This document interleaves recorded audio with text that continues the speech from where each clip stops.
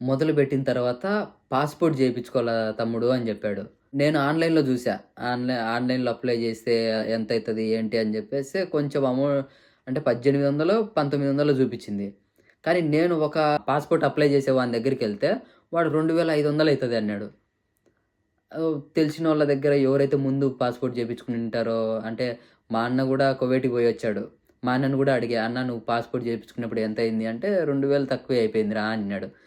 సరే అని జెప్పేసి తెలిసినోళ్ళ దగ్గరికే అంటే ఫ్రెండ్ రిఫర్ చేస్తే తెలిసినోళ్ళ దగ్గరికెళ్ళి 2200 ఎంతో తీసుకున్నారు. అప్పటికి గూడా నాకు అప్పుడు డబ్బులు లేదు. సేవింగ్స్ ఏం లేవు. వచ్చిన 22,000లో అదే ఏడో తేదీ సాలరీ పడతది. ఇంటికి పంపించేవాడిని. అప్పటికి సడెన్‌గా డబ్బులు లేదు.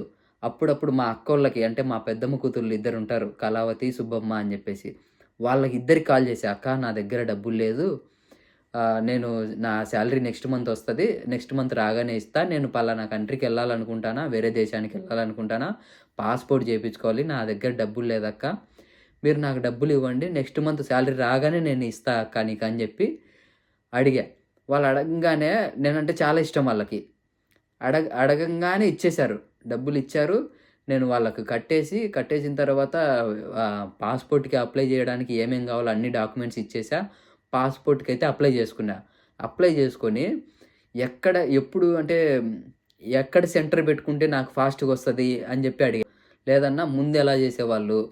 ఎక్కడైతే తొందరగా వస్తది అంటే అందరూ చాలామంది తిరుపతి జేపించుకుంటారు బ్రదర్ అని జెప్పి అంటే, నేను తిరుపతి నాకు తిరుపతి ఒకసారే ఎళ్ళా. అంటే తిరుమలకెళ్ళా. తర్వాత నాకు తిరుపతి గురించి అసలు ఏం తెలీదు. కానీ తిరుపతి సెంటర్ పెట్టించుకున్నా. ఎళ్ళిన తర్వాత ఏమేం డాక్యుమెంట్స్ గావాలో అప్లై చేసిన ఆయన మొత్తం లిస్ట్ జెప్పాడు. ఆ లిస్ట్ మొత్తం అంతా mark list, Aadhaar card, pan card, ఫోటోలు ఇవన్నీ తీసుకెళ్ళా. తీసుకెళ్ళిన తర్వాత వాళ్ళు చూసారు. చూసి మొత్తం అంతా చేశారు. తర్వాత వచ్చేసా. "నీకు పలానా రోజు డెసిషన్ ఒస్తది. పలానా రోజు నువ్వు కలెక్ట్ జేసుకోవచ్చు" అని జెప్పి అన్నారు. అంటానే ఓకే అని జెప్పేసి ఇంటికొచ్చా. ఒక 25 డేస్‌కు, 30 డేస్‌కు అలాగా పాస్‌పోర్ట్ ఒచ్చేసింది ఇంటికి. సో, పాస్‌పోర్ట్ ఒచ్చేసింది. ఇంగ ఇంట్లో వాళ్ళు గూడా "అరేయ్! ఈడు పాస్‌పోర్ట్ జేసుకున్నాడంటే పక్కా పోతాడు." ఇంట్లో వాళ్ళకి ఎలా ఉండేదంటే ముందంతా ఈడు కొద్ది రోజులే గదా!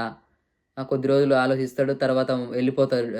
మళ్ళా మామూలే అయిపోతాడు. ఈని ఆలోచనలు మారిపోతా ఉంటాయిలే. ఏది స్టిక్ ఆన్ అయ్యి ఒక దాని మీద ఉండడు అని జెప్పేసి వాళ్ళనుకునేవాళ్ళు. ఇప్పుడు ఇది పాస్‌పోర్ట్ రాగానే వాళ్ళకి డౌటొచ్చింది. అరే! ఈడు నిజంగా సీరియస్‌గానే ఉన్నాడు అని జెప్పి అలా అనిపిచ్చింది.